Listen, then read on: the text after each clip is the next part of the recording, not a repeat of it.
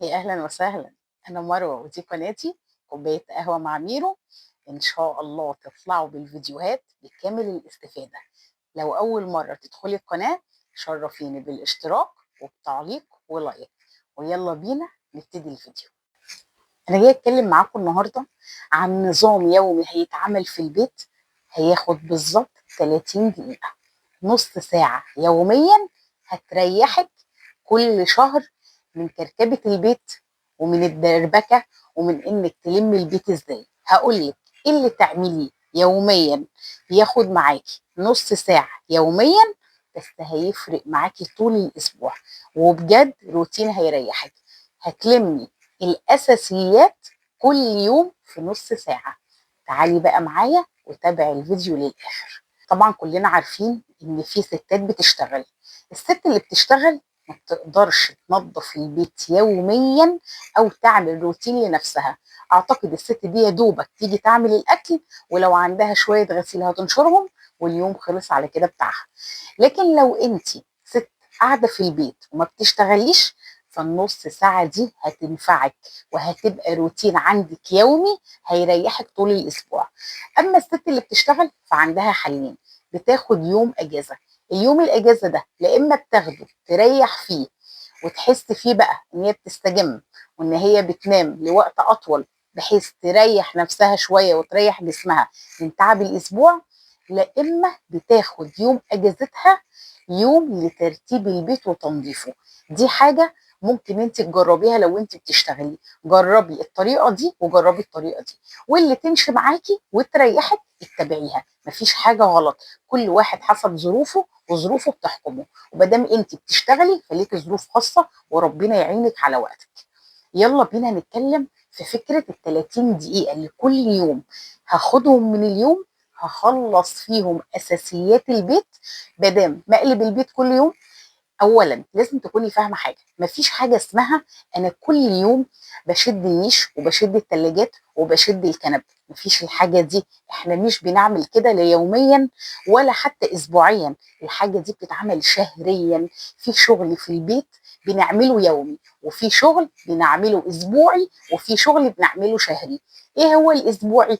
في مثلا بيت بيبقى ساكن في مكان فيه اتربه كتير وفي عربيات رايحه جايه، فكل اسبوع او كل 10 ايام ست البيت بتلاحظ ان الستاير بقت سودة بسبب الجو اللي عندها، بسبب الاتربه، فبتضطر تنزل ستايرها كل اسبوع كل 10 ايام وتغسلهم.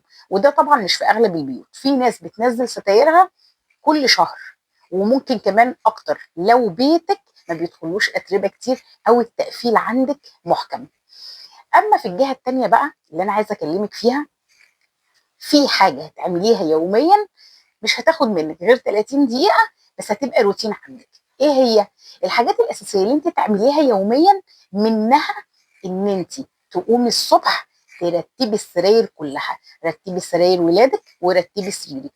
اول حاجه بتبان على البيت وعلى الاوض هي السراير، حتى لو في كركبه، حتى لو في غسيل، حتى لو في اي حاجه مش نظيفه، اللي بيدخل الاوضه اول حاجه بتلفت النظر هو ان السراير مكركبه او مفروشه. فخليه روتين عندك، مش هياخد منك 5 دقائق. لكن لو عندك ولاد في البيت، هم مسؤولين عن اوضتهم. بمعنى ايه؟ تعلمي ولادك يقوموا الصبح يفرشوا السراير بتاعتهم، ودي ابسط حاجه يعملوها معاكي ويساعدوكي فيها.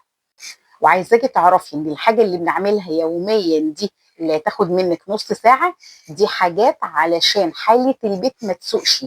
احنا بنعمل ايه؟ الحاجات اللي تخلي البيت دايما نظيف على قد ما نقدر. نفضي سبت الغسيل، السبت اللي تعبنا كلنا، السبت اللي تقريبا ما عادش بيفضى، يوميا تفضيه. لو هتعملي دوره للغسيل مره او مرتين او 3 حسب بيتك وحسب الغسيل، انت بتعملي دورات الغساله.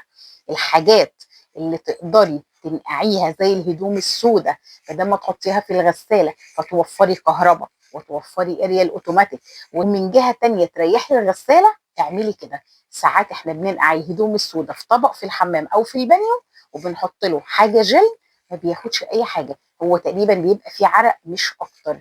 فحاولي برضو الحاجات اللي تعرفي تريحيها من الاجهزه اعملي كده لو تقدري تريحي الغساله، تريحي المروحه شويه، تريحي التكييف شويه، ده هيبقى موفر ليكي في الكهرباء، موفر كمان في ان الاجهزه يتحافظ عليها لوقت اطول.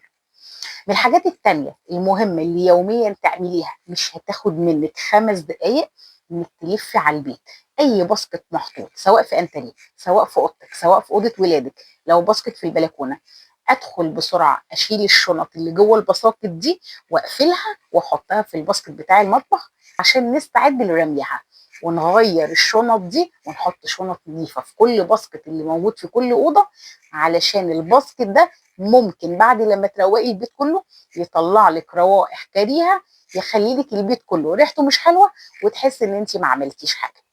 في حاجه تانية، لما اشيل الباسكت اللي مليان زباله سواء في اوضه ولادي او في اوضتي، احط معطر في الباسكت وافرش بقى الشنطه بتاعتي، وافرش الشنطه النظيفه والباسكت كده بقى زي الفل، هيخلي ريحه الاوضه تحفه لمجرد ان انت حطيتي معطر او زيت عطري. وقلت لكم قبل كده لو ما عندكيش معطر، ما عندكيش زيت عطري، بفضي كيس من الفانيليا في الباسكت وبحط الكيسه بتاعتي وبسيب الباسكت، الريحه بتبقى تحفه.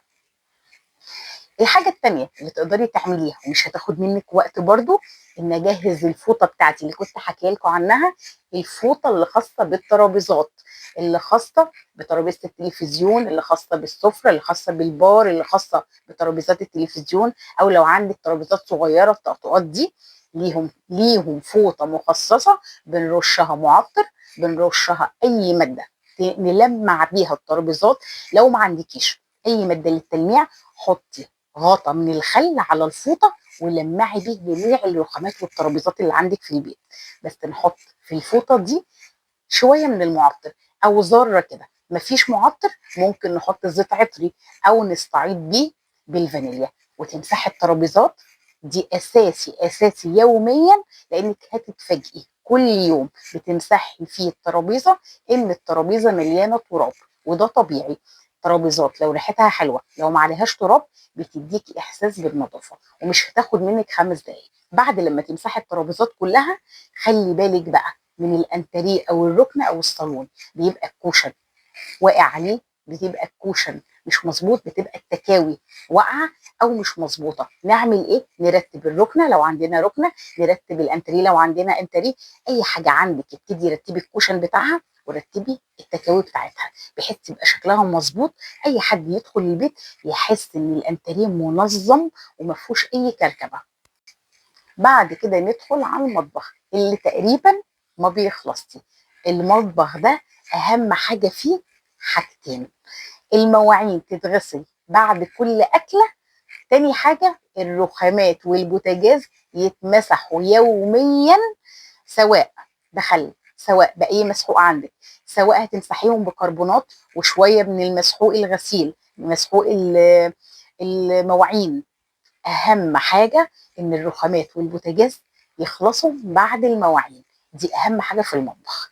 اما الارض مش هتاخد منك ثانيه لو انت يوميا بتمسحيها، لكن لو الارض بتقعد فترات ما بتتمسحش، لا دي محتاجه منك دعك ومحتاجه نقيع شويه علشان الارض تنضف. لكن لو انت ايدك في الارض على طول مش هتاخد منك دقيقتين وفي ثواني الارض هتبقى زي الفل.